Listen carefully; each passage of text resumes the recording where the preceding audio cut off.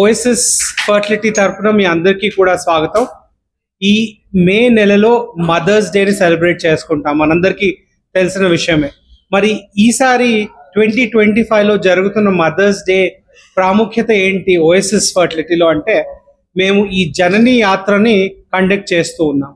మరి సడన్గా ఈ 15 ఏళ్ల తర్వాత 2025లో మదర్స్ డేని మనం సెలబ్రేట్ చేసుకునేటప్పుడు ఈ జనని యాత్రను ఎందుకు చేస్తున్నాం?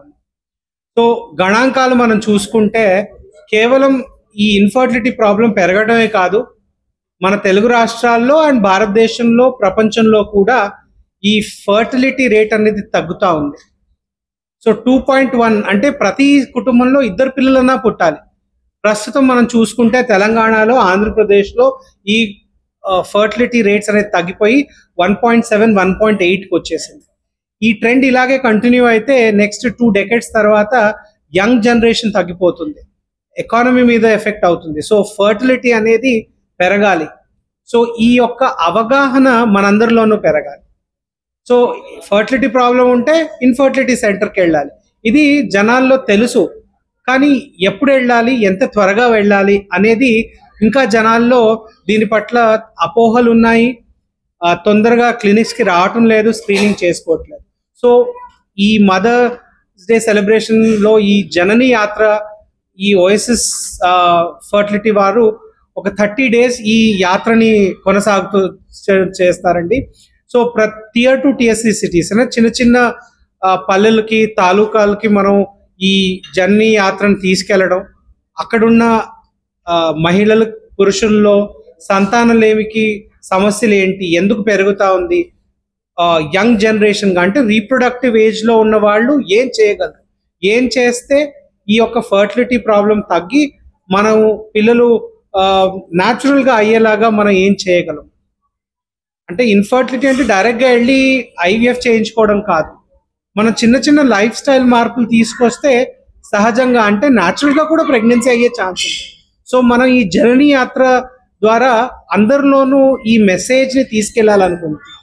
ఏంటి, మీకు ఫస్ట్ 1 year తర్వాత మీరు ప్రెగ్నెన్సీ కోసం ట్రై చేస్తున్నారు, 1 year అయిపోయింది, అప్పటికి కూడా కాకపోతే డాక్టర్ని కలవండి. చిన్న టెస్ట్లు అండి, బ్లడ్, కొన్ని హార్మోన్ బ్లడ్ టెస్ట్లు, పురుషుల్లో వీర్యం పరీక్ష, ఈ 2 చేస్తే వారిలో ఈ సంతానోత్పత్తి శక్తి ఎంతవరకు ఉంది, ఎంతవరకు ప్రాబ్లంగా మారుతుంది, వీరికి ఎంత టైం ఉంది అనేది తెలుస్తుంది. సో ఈ జనని యాత్రలో హిస్టరీ తీసుకోవడము, వారికి ఒక చిన్న బ్లడ్ టెస్ట్, అవసరమైతే వీర్యం పరీక్ష చేయటము, వారిలో నిజంగానే ప్రాబ్లం ఉంటే హైయర్ సెంటర్స్కి రెఫర్ చేసి వారికి కావాల్సిన సపోర్ట్ ఇవ్వడము. ఇది కాకుండా ఎడ్యుకేషన్, అవేర్నెస్ అండ్ యాక్సెసిబిలిటీ పెంచాలి. మనం అందరూ కూడా ఒక సొసైటీ లెవెల్లో ఇప్పుడు చేయాల్సింది ఏంటి 2025లో అంటే, we have to increase the awareness and accessibility.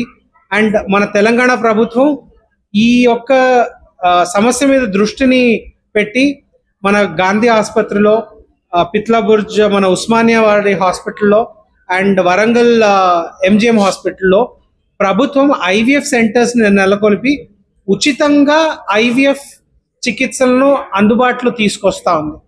ఎందుకంటే చికిత్స అంటే బాగా డబ్బుతో కూడుకున్న పని. ఈ బస్లో మా డాక్టర్స్, సిబ్బంది, టెక్నీషియన్స్, బ్లడ్ టెస్ట్ చేసేవాళ్ళు, వీర్యం పరీక్ష చేసేవాళ్ళు, కౌన్సిలర్స్ అండ్ అవేర్నెస్ ఇవ్వడానికి ఎడ్యుకేషన్ వీడియోస్, ఇవన్నీ కూడా ఆ బస్లో ఉంటుంది. సో ఇవి చిన్న చిన్న పల్లెలకి, ప్రదేశాలకు వెళ్ళి దీని పట్ల అవగాహన పెంచడానికి సహాయపడుతుందని మేము ఈ యొక్క యాత్రను జరపడం తీసుకున్నామండి ఈ మదర్స్ డే సందర్భంగా ఫ్రమ్ ఓఎస్ఎస్ ఫర్టిలిటీ.